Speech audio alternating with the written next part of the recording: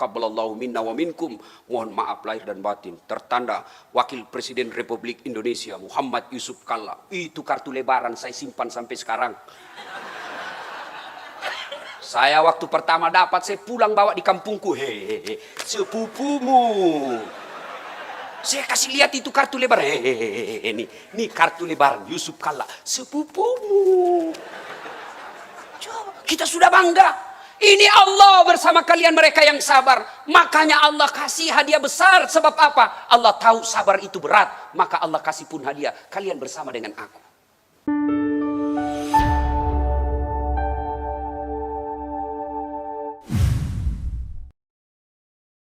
Assalamualaikum warahmatullahi wabarakatuh.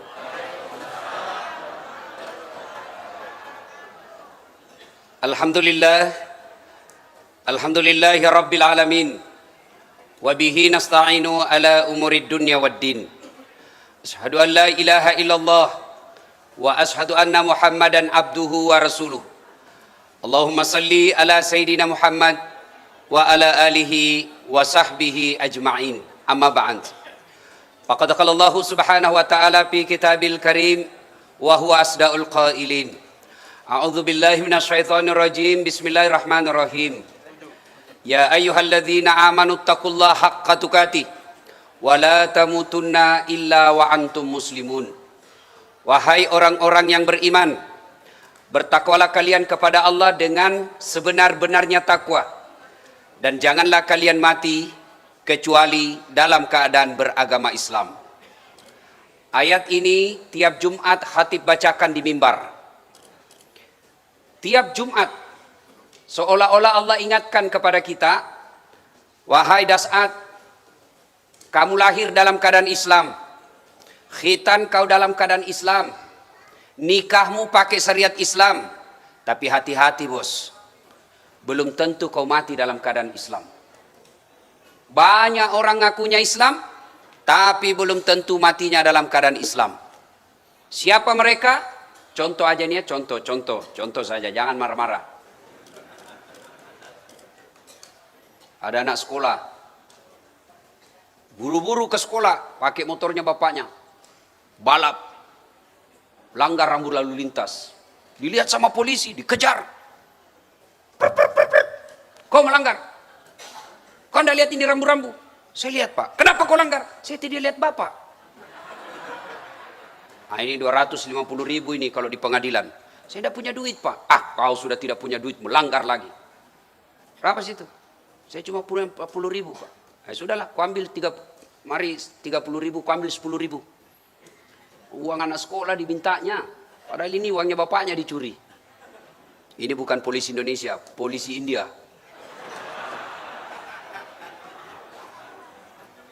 Dapatlah 30.000.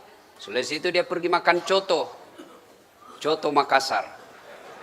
Dia makan 2,18, 2 mangkok coto, 18 ketupat. Kenapa? Ketupatnya gratis. Di Makassar itu banyak penjual coto, makan coto, ketupat sepuasnya, gratis. Makanlah dia kenyang.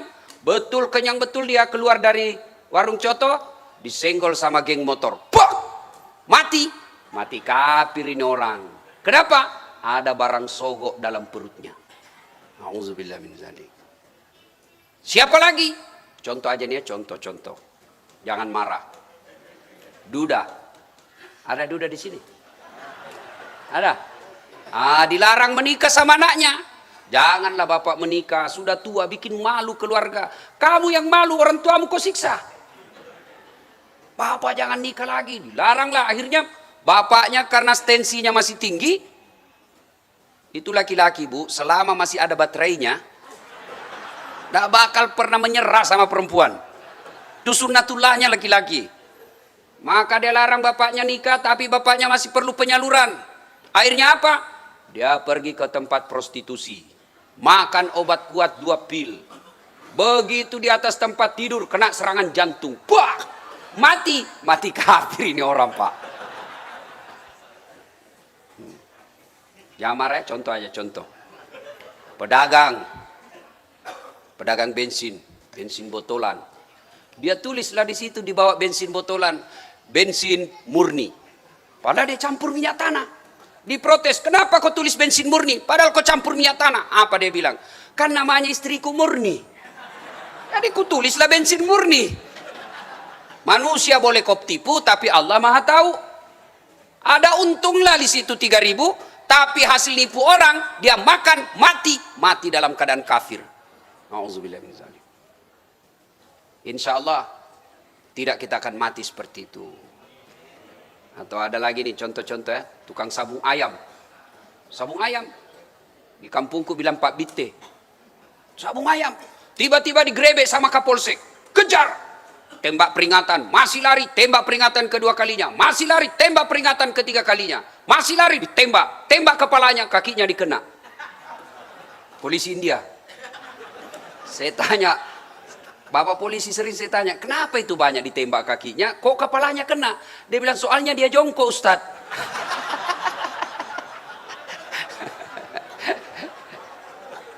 Nah, ibu bapak, saudara-saudara sekali, ini ayat selalu Allah ulang-ulang ketika Jumat, sebab penting.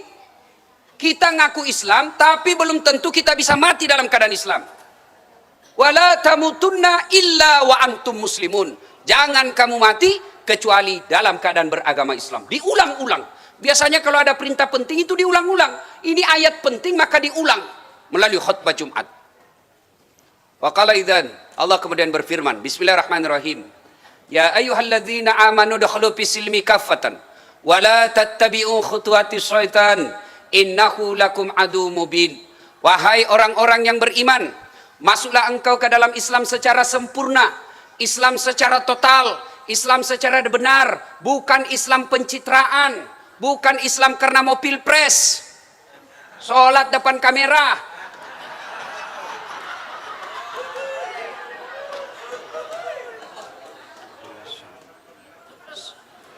Jangan Islam seperti itu. Nah, cari kau malaikat nanti. Islamlah secara benar. Jangan karena Islam mau pil caleg. Ini politisi kalau mau pil caleg penampilannya kalah Ustadz Dasat. Pakai songkok, pakai gamis, pakai serban, pegang tasbih, pasang baleho 4x6, Allahu Akbar. Begitu disuruh ngaji tidak tahu. Ini sepanjang jalan setiap saya pergi ceramah Pak, macam-macam foto caleg. Ada yang begini. Waduh. Bingung saya lihat caleg sekarang. Malah ada lebih bingung saya lihat Pak. Dia balik kepalanya, fotonya dibawa kepalanya Pak. Baru dia tulis siap jungkir balik untuk rakyat. Macam-macam modelnya caleg ini sekarang. Saya bilang waduh, mapa mula nih jangan ya caleg ya. Mulai gila caleg-caleg sekarang. Jangan Islam. Jangan Islam seperti itu. Islamlah secara benar. Wala tattabi'u khutuwatis syaitan. Dan janganlah engkau ikuti langkah-langkah setan, karena sesungguhnya setan itu musuh yang nyata bagi kalian. Setan itu musuh yang nyata bagi kalian. Musuh kalian bukan ulama, musuh kalian bukan pemerintah, musuh kalian bukan tentara, musuh kalian bukan polisi, musuh kalian adalah setan, dan setan itu adalah musuh yang nyata bagi kalian. Kira-kira ada setan tidak di tengah-tengah kita Pak? Ada Ibu? Ada.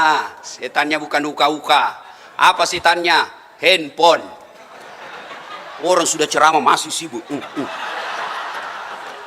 Setan itu HP-mu. Simpan dulu. Ibu-ibu yang pegang HP, selama saya ceramah saya doakan suaminya kawin lagi.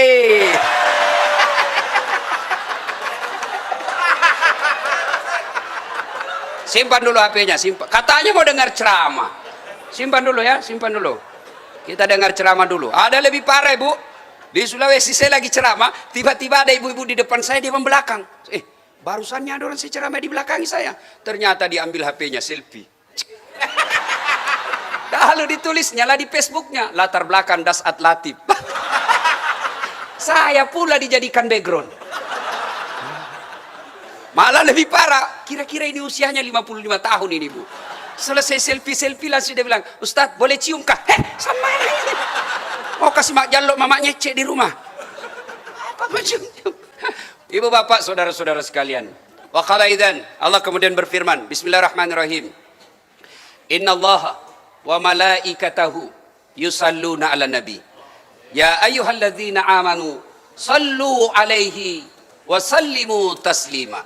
Sesungguhnya Allah dan para malaikatnya bersalawat kepada Rasulullah Muhammad sallallahu alaihi wasallam. Maka wahai orang-orang yang beriman, bersalawatlah kalian kepada Rasulullah dengan sebaik-baik salawat. Suatu ketika Rasulullah duduk bersama malaikat Jibril. Tiba-tiba kelihatan malaikat sibuk mencatat sesuatu yang jari-jari tangannya 1 juta. Masya Allah. 1 juta jari-jarinya sibuk mencatat. Nabi bertanya, Jibril siapa itu?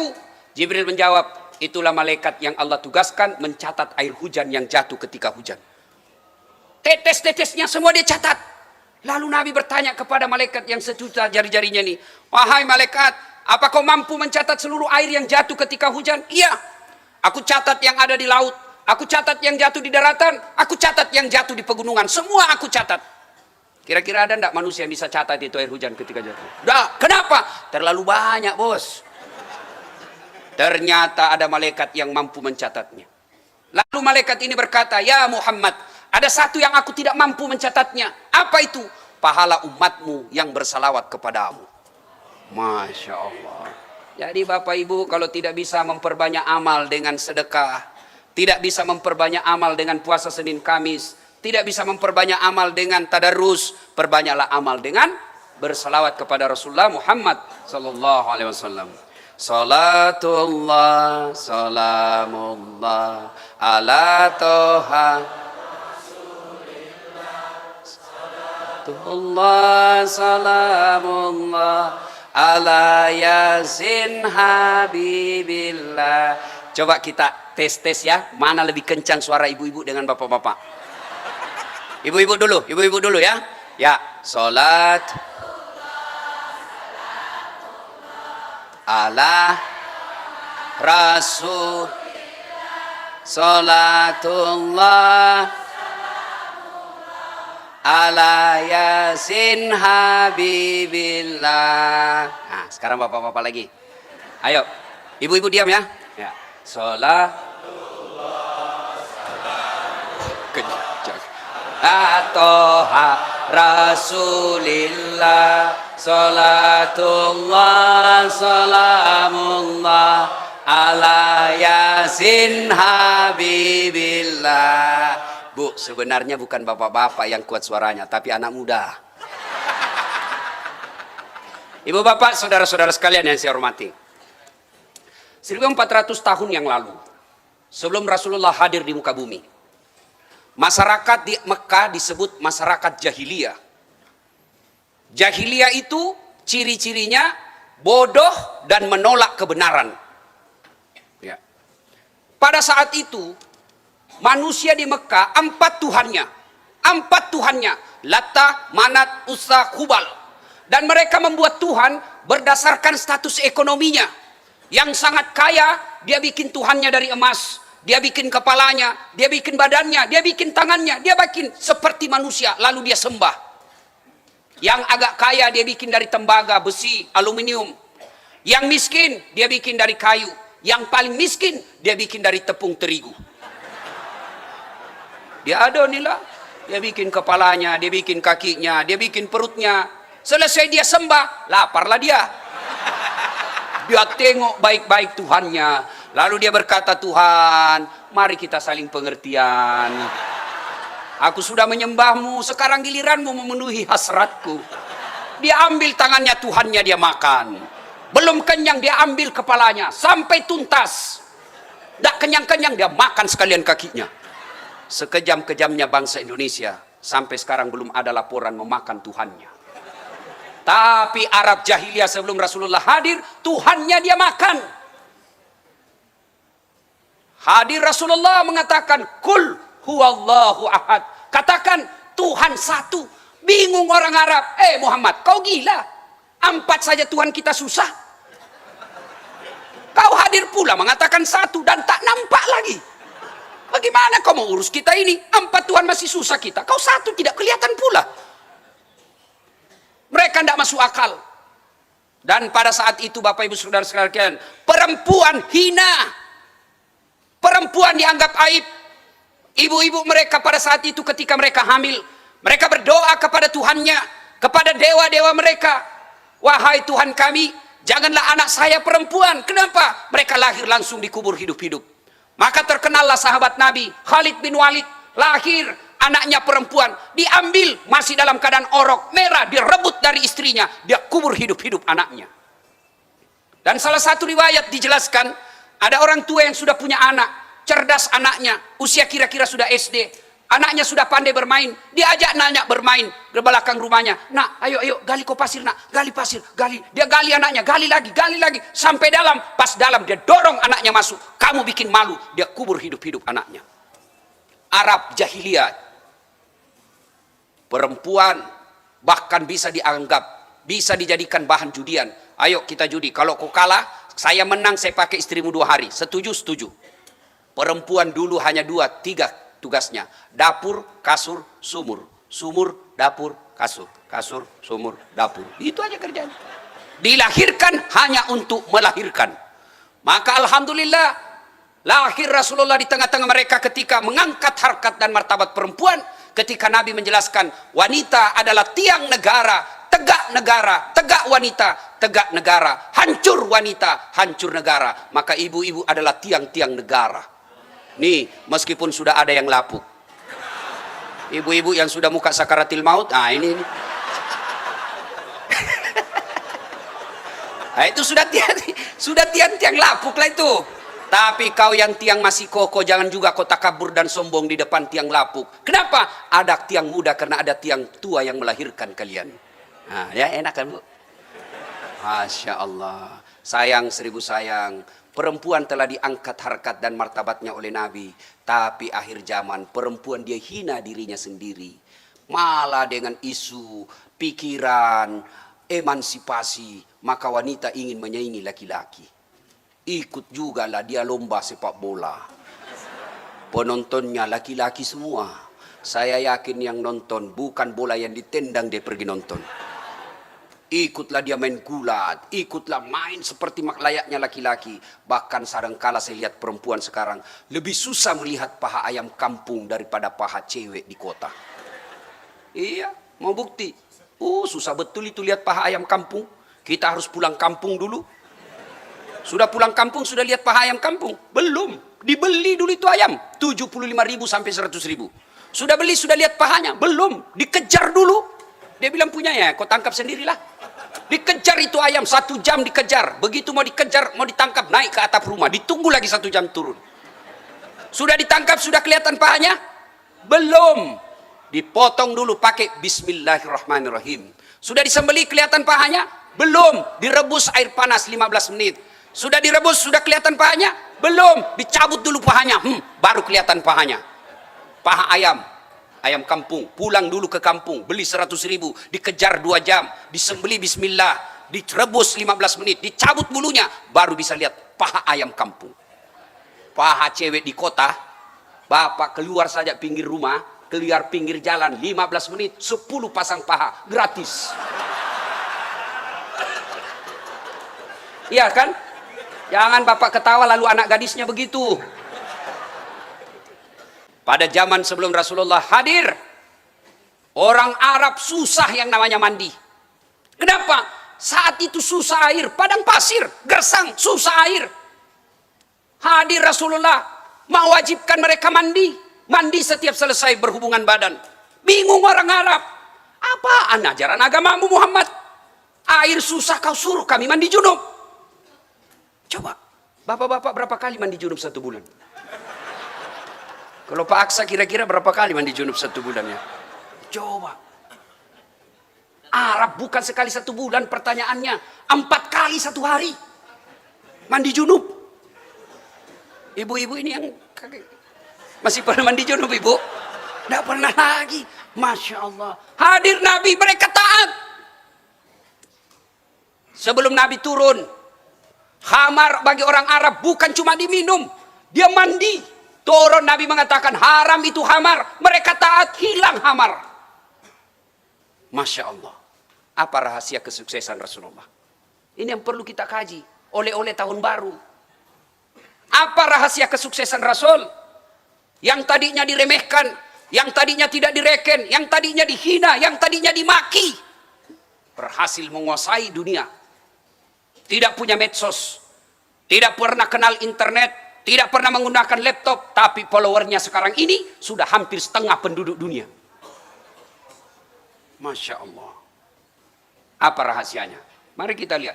Pertama, Rasulullah dalam hidup beliau, pola tingkah laku beliau, sikap beliau dalam menghadapi masalah dan persoalan, sabar.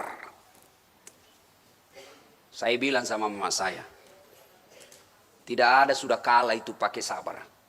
Ada masalah, tidak ada kala itu ilmu tentang sabar. Suami rewel, sabar. Istri rewel, sabar. Gaji tidak memenuhi standar hidup, sabar. Tidak ada sudah kala itu ilmu sabar dalam hidup. Coba mau lihat sabarnya Rasulullah. Beliau suatu ketika ke masjid.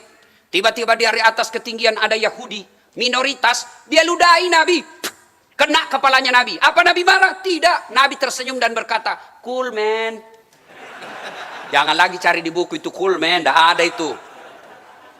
Nabi kata, salah tempat ludahmu bos. Kepalaku dikena. Tapi tidak apa-apa. Tidak usah cemas. Lewat lagi besok Nabi. Diludahi lagi. Nabi tetap senyum. Tidak apa-apa. Enjoy. Hari ketiga diludahi lagi. Don't worry, be happy. Masya Allah. 3 kali berturut-turut. Hari keempat, Nabi lewat lagi di tempat biasa. Nabi berkata, mana langgananku ini? Biasanya ada di sini ludahi saya. Oh, Nabi selesai sholat tanya, tahu si fulan? Ya Rasul. Oh, dia lagi sakit ya Rasul. Nabi pulang ke rumah, ngambil roti kurma, sampai ke rumahnya itu orang. Siapa? Muhammad. Muhammad siapa? Langganan ente. Mati sudah saya ini. Nabi masuk. Lalu berkata apa Nabi? Gini, saya tadi lewat di tempat biasa. Rindu juga saya sama ludahmu. Oh, ternyata sampean sakit tuh. Nah, ini ada saya bawa kurma roti. Saya doakan mudah-mudahan cepat sembuh. Masya Allah. Bisa kira-kira ibu begitu. Jangan kena kepala. Di depan belum kena kita. Hampir kena kaki. Marah sudah kita. Luar biasa. Rasulullah Sallallahu Alaihi Wasallam di Madinah ada tunanetra minoritas. Apa kerjaannya? Teriak-teriak. Apa teriaknya? Muhammad al-Kazzab, Muhammad tukang bohong, Muhammad tukang sihir. Jangan percaya, jangan dengar. Dia sihir kau kalau kau dengar. Tiap hari dia begitu. Tunanetra, minoritas, Yahudi, dan teriak-teriak. Muhammad pembohong, tukang sihir. Jangan dekati dia. Tiap hari dia begitu. Setelah Rasulullah wafat, datanglah Abu Bakar ke rumah anaknya yang tak lain adalah istri Nabi juga.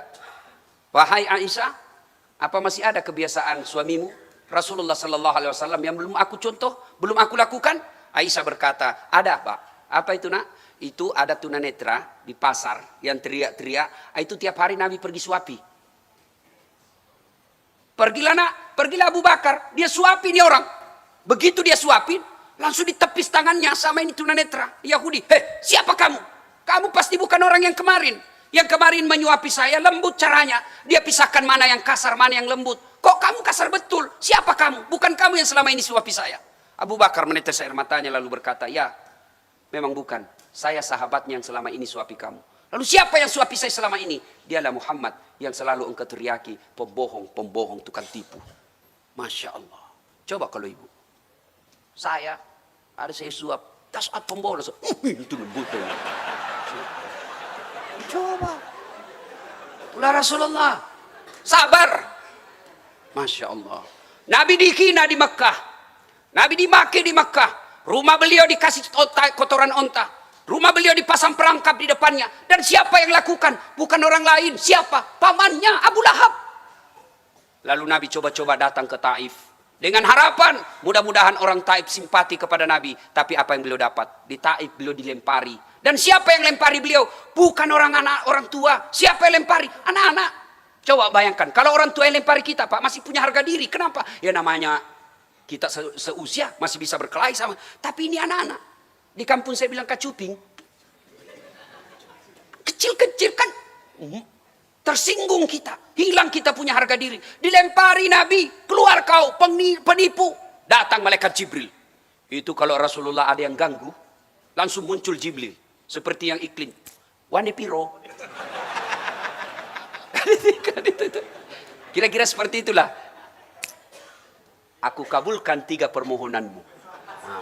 Berikan aku istri yang cantik jelita. Langsung bilang, gila lu men. Muncul Jibril, lalu menawarkan bantuan. Ya Muhammad, keterlaluan ini masyarakat Taif. Saya diperintah Allah, kau berdoa saja, aku tenggelamkan semua orang Taif ini. Aku hancurkan semua orang Taif. Tapi apa jawaban Nabi? Ya Jibril, kalau Allah ingin mendengarkan doaku pada hari ini, saya berdoa kepada Allah. Ya Allah, berikan mereka hidayah, berikan mereka pertolonganmu ya Allah, berikan mereka petunjukmu. Mereka melakukan ini karena mereka tidak tahu apa yang aku bawa untuk mereka. Masya Allah. Dilempari malah dapat doa dari Rasulullah. Kalau saya, satu kampung datang lempar saya, datang dandim satu peleton. Bagaimana Ustadz? Hancurkan. Rasulullah. Sabar. Adalah yang berkata, Ustadz, sabar itu kan susah Ustadz. Sabar itu Ustadz berat. Sabar itu ada batasnya. Wallahi, selama masih ada batas maka bukan sabar namanya itu. Kenapa berat sabar? Karena hadiahnya besar. Kenapa itu sabar susah? Karena hadiahnya pun tinggi. Apa hadiah sabar? Innallaha ma'as sabirin. Allah bersama dengan orang-orang yang sabar. Allah bersama kalian. Yang bersama saja Dasat Latif sudah senang. Janganlah sama Dasat Latif. Sama Ustadz Abdul Somad. Oh susahnya ketemu. Sama Ustadz langsung selfie. Masya Allah.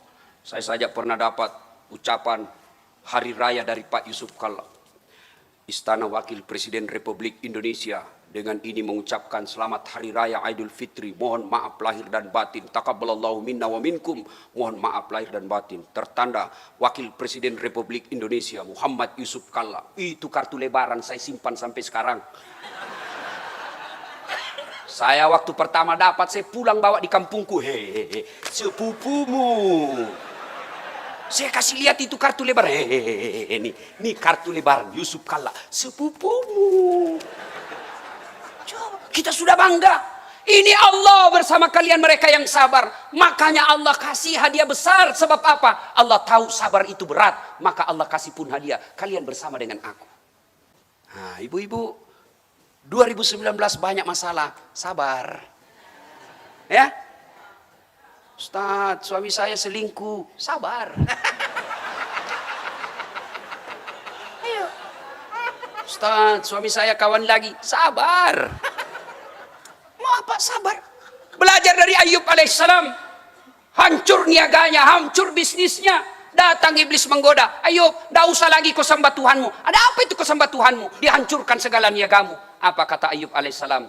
Alhamdulillah, saya sempat kaya. Banyak orang tidak pernah kaya meninggal. Tenang perasaan. Hancur lagi, datang lagi. Habis anak-anaknya Ayub, meninggal anaknya, datang lagi iblis. Ngapain kau sembah Tuhanmu? Hartamu sudah habis, anakmu lagi diambil. Itu apa kau sembah Tuhanmu? Apa kata Ayub alaihissalam? Alhamdulillah, sempat saya punya anak. Berapa banyak orang menikah tidak punya anak?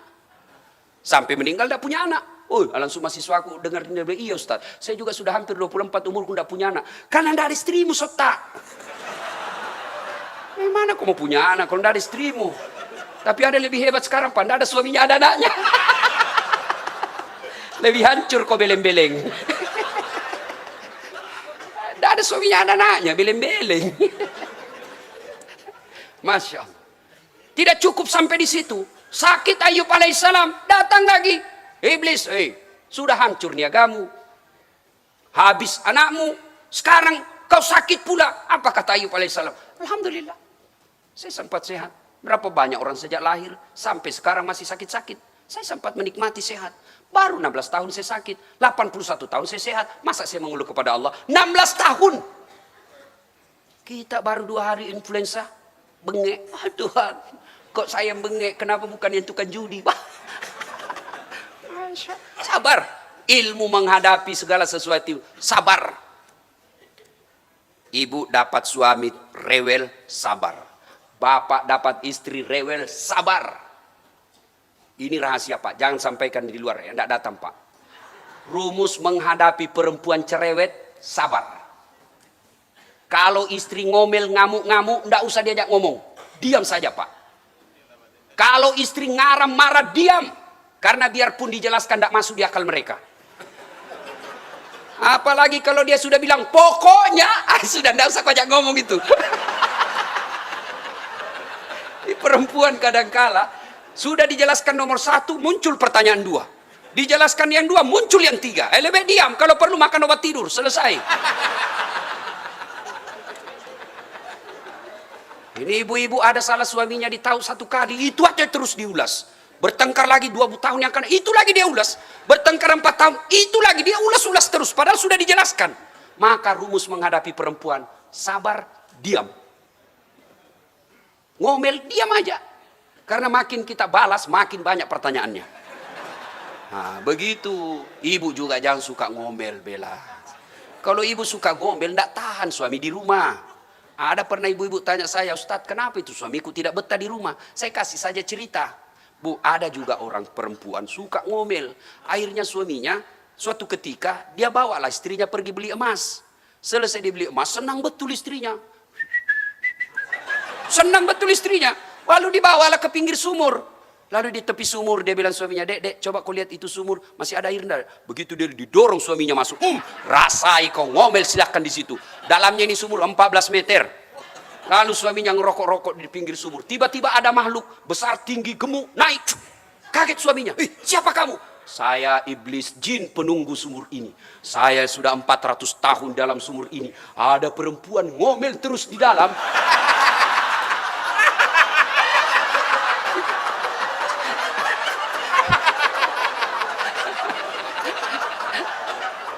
Wih, enggak betah saya. Masya Allah.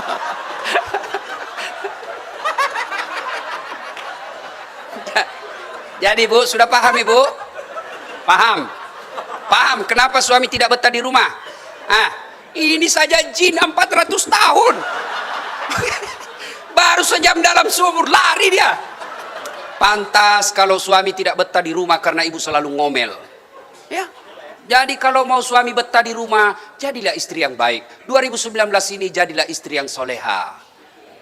Pulang suaminya, sambutlah suami dengan senyuman. Meskipun penghasilannya seadanya saja. Sabar, itulah jodohnya ibu. Kalau perlu sambut dengan lagu yang baik. Bila kamu di sisiku, hati rasa syahdu. Waduh, senang itu suami. Itu ibu-ibu dulu kalau nyanyi kan nyanyi juga. Ibu-ibu dulu nyanyi. Tapi lagunya nyaman, kasih pendidikan anaknya. Suaminya pulang marah-marah dia nyanyi. Apa? Insaflah wahai manusia bila diri. Masya Allah. Goyang juga Pak, tapi kepalanya aja yang goyang itu. Dialah pengasih dan itu ibu-ibu dulu ndak majelis taklim itu, ndak ada seragamnya, ndak sarjana. Tapi lagunya menyejukkan kalbu. Sekarang ibu-ibu lagunya apa? Yo ayo, yo ayo, yo ayo. Ayo poligami.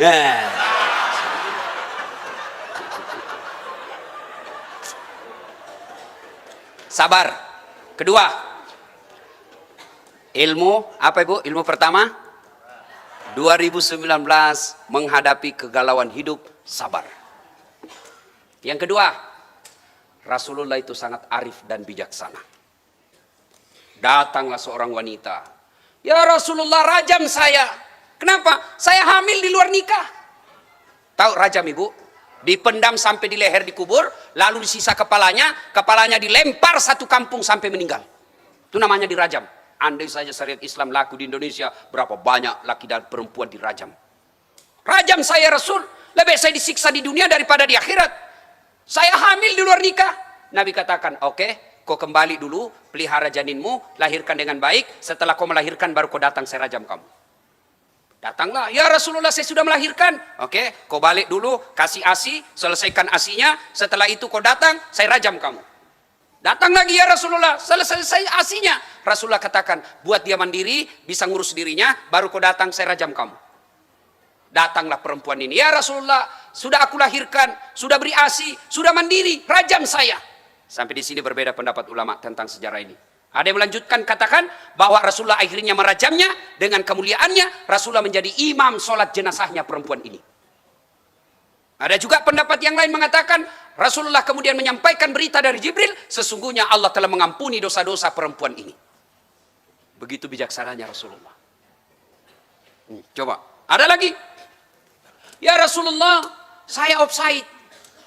Kenapa bisa? Pelanggaran ya Rasul. Kenapa? Saya berhubungan suami istri siang-siang di bulan Ramadan ya Rasul. Wah, kata Nabi, wah, malupu dosamu.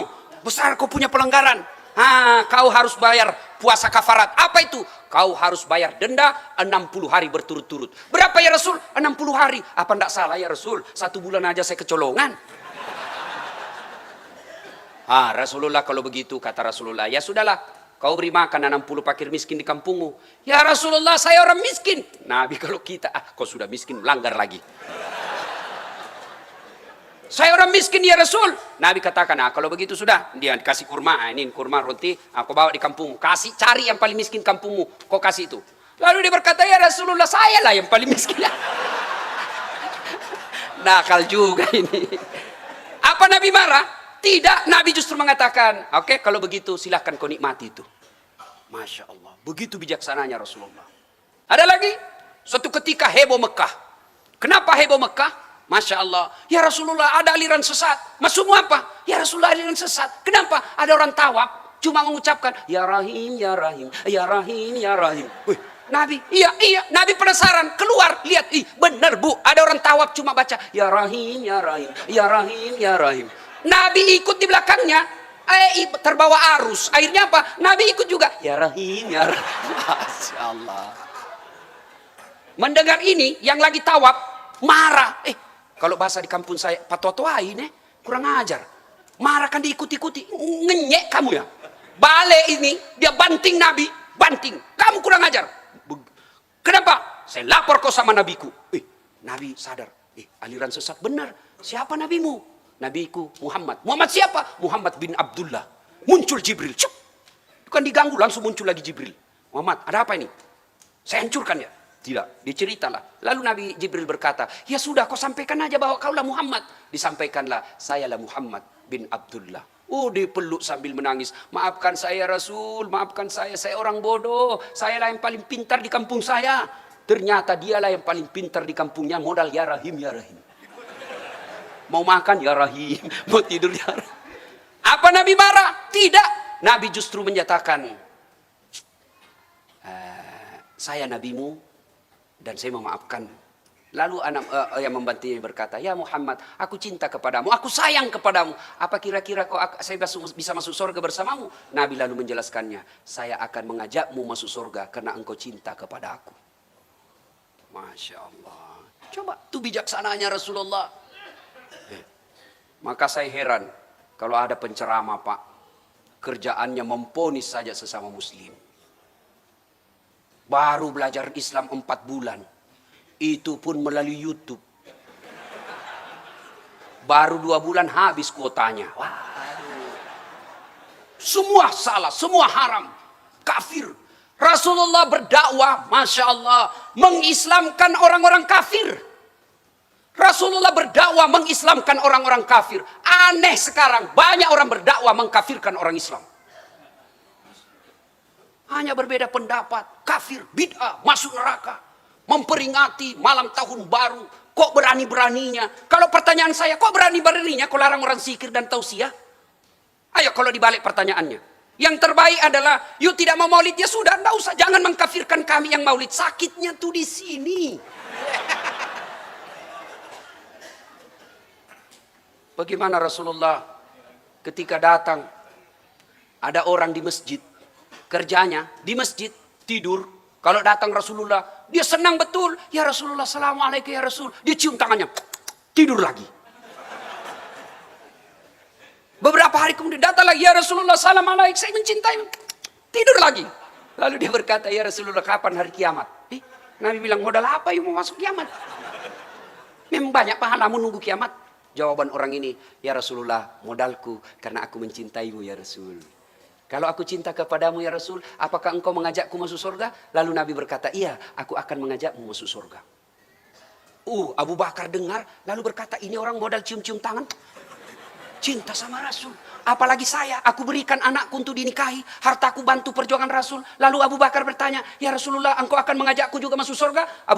Nabi menjawab, ya Abu Bakar, aku akan mengajakmu masuk surga. Abu Bakar senang di belakang Nabi, dia goyang-goyang, masuk surga, kayak anak-anak, masuk surga, masuk surga, masuk surga. Masya Allah.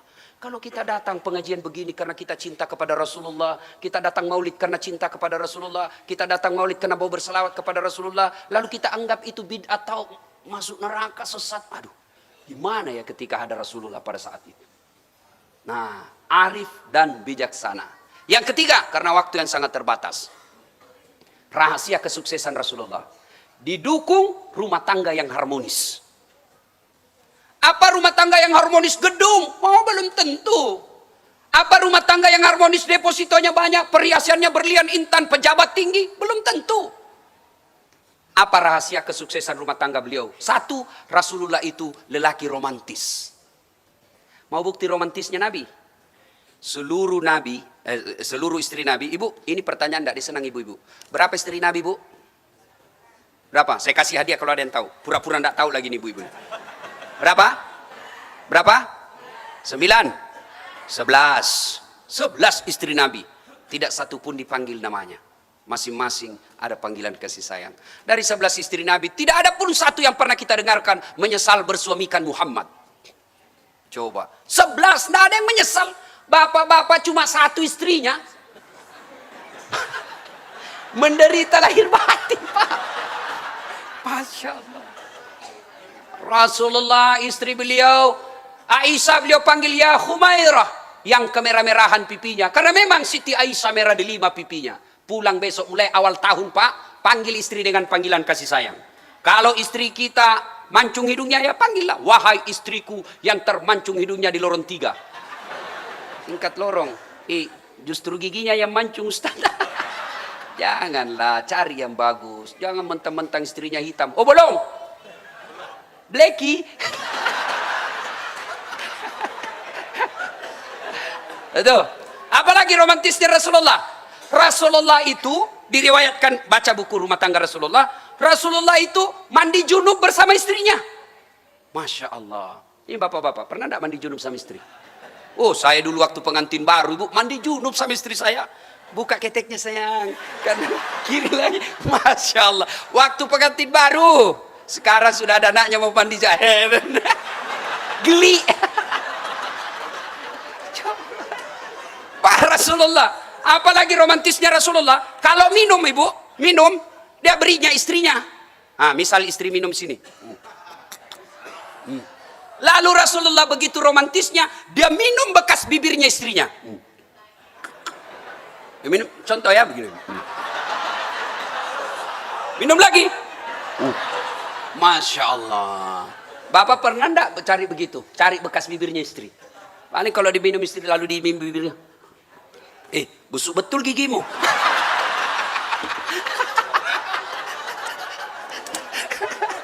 Masya Allah. Adalah rumah tangga yang bahagia. Ibu jangan menunggu bahagia dari orang lain. Kadang-kala juga ada ibu-ibu yang bilang, Ustadz, bahagia betul rumah tangganya itu, Ustadz. Dari mana ibu tahu? Itu, Ustadz, foto-fotonya di Facebook romantis betul sebelah. Sini dulu, Ibu. Bodoh dia kalau foto yang baku tarik rambut dia Facebook di Facebooknya. Dongo itu namanya, beleng-beleng. Pastilah di-share yang baik-baik. Supaya menjadi rumah tangga yang romantis, tidak ada pilihan, kita contohlah Rasulullah Muhammad sallallahu alaihi wasallam. Salatullah, salamullah, ala toha. Salatullah, salamullah, ala yasin habibillah. 3. Yang keempat, percayalah tidak ada manusia yang tidak ada masalah dalam hidupnya. Rasulullah pun demikian. Rasulullah dalam rumah tangga beliau penuh dengan masalah. Kadang-kadang tidak makan, kadang-kadang lagi dihina, dimaki, hidupnya penuh dengan peperangan. Istri beliau pernah dicoba dengan ujian fitnah, dituduh selingkuh. Penuh dengan masalah hidup Rasulullah. Nah, rahasia kesuksesan beliau menghadapi masalah, ketika beliau ada masalah, datang mengadu kepada Allah dalam sholat.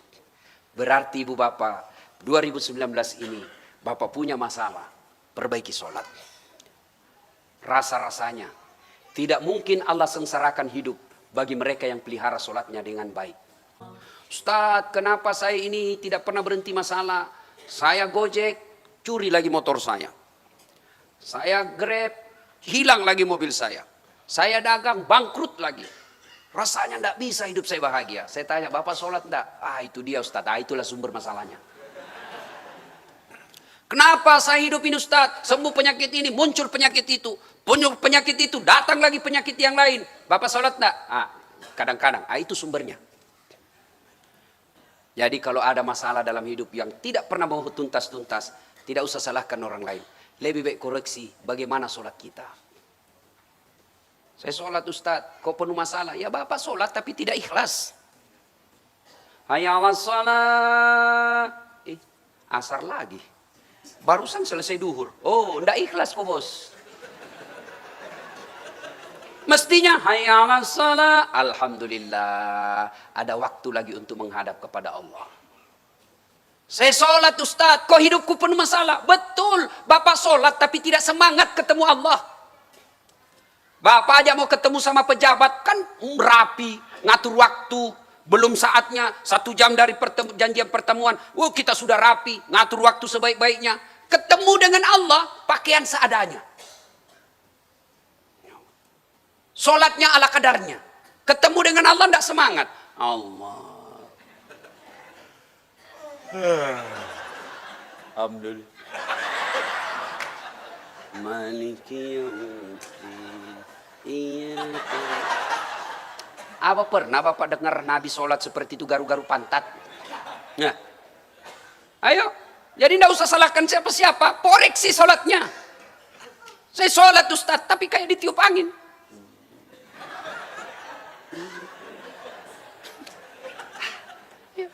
Saya sholat Ustadz. Iya kok sholat tapi kok cari duit? Allahu Akbar. Tadi duit 100.000. Beli pulsa 50.000. Allahu Akbar. Ruku di mana saya simpannya? Sami Allahu liman hamidah. Dia periksa sambil periksa kantongnya itu. Siapa yang ngajar sholat? Wajar. 20 tahun kita sholat kok tidak bisa mencegah kita dari perbuatan keji dan munkar. Padahal Allah sudah jelaskan. Inna salata tanha anil fahsya'i wal munkar. Kau sholat dengan baik mencegah kalian dari perbuatan keji dan munkar. Kita sholat tapi kita maksiat. Kita sholat tapi kita tukang bohong. Maka wajar. Maka periksa sholatnya. Saya sholat Ustadz. Kok tidak bisa baik buat hidup saya Ustadz? Berarti sholat Bapak belum seperti apa yang Rasulullah lakukan dan apa yang Allah mau. Ayo koreksi. 2019 ini perbaiki sholat. Bapak Ibu, anak-anaknya mau hebat. Tidak usah kursus bahasa Inggris. Ini kita kan sekarang anak supaya hebat, kursus bahasa Inggris, kursus bahasa Belanda, kursus bahasa Jerman, aritmatika. Sudahlah, Bapak mati tidak dibutuhkan itu sertifikat. Memangnya kalau mati ibu doanya anaknya pakai bahasa Inggris. Oh my God, please help him, my mother. Enggaklah. Tapi gimana anak yang hebat? Pelihara sholatnya. Rasulullah mengajarkan 7 tahun ajar anakmu sholat. 10 tahun masih tidak mau, pukul. Pukul kata Nabi. 3 tahun jaraknya untuk mendidik. 7 ajari sholat. 10 masih tidak mau, pukul. 3 tahun waktunya untuk mendidik anak kita sholat. Tapi kita kan tidak. Bangun anak-anak kita pagi. Bangun. Sholat, jangan terlambat. Bangun, suruh dulu sholat. Biar kau terlambat, yang penting kau sholat. Biar kau terlambat masuk sekolah. Yang penting kau sholat subuh dulu. Alhamdulillah. Bapak yang bisa hadirkan anaknya di malam ini. Bersyukur Bapak. Kenapa saya heran Pak? Ada orang berhasil membawa anaknya ke Bandung, ke Bali, ke Kuala Lumpur ketika anaknya ulang tahun. Kenapa ketika itikaf Bapak tidak mampu bawa anaknya ke tempat begini? Ini fakta. Ada anak-anak 15 tahun curhat sama saya. Itulah saya senang bagi-bagi saya punya medsos Pak. Curhat mereka. Ustadz, kelas 3 SMP. Itu maknanya 15 tahun. Ustadz, hamil pacar saya. Wih, kaget. 15 tahun sudah hamilin cewek. Saya tanya, kenapa bisa? Cerita-cerita. Lalu saya tanya, sudah berapa perempuan kau kasih begitu? Sudah 5 Ustadz, baru ini hamil. Astagfirullah. Saya tanya, bagaimana ceritanya? Tidak mungkin kau bisa masuk hotel. Kelihatan mukamu masih kecil begitu. Saya tidak di hotel Ustadz. Di mana? di rumahnya itu perempuan. Wih, mana orang tuanya? Saya tahu jam berapa orang tuanya tidak ada di rumah. Hati-hati, Bu. Jangan sampai anak kita berkata, belajar kelompok, Mak. Tidak ada orang tua di situ di anak-anak kita pesta seks. Hati-hati. 15 tahun. Lebih parah lagi, pernah satu ketika saya pergi ceramah di suatu kota. Hotel saya ketuk, tiba-tiba anak 21 tahun. Assalamualaikum, waalaikumsalam. Saya buka, siapa? Ustaz, boleh cerita-cerita? Boleh deh, kita cerita di lobi.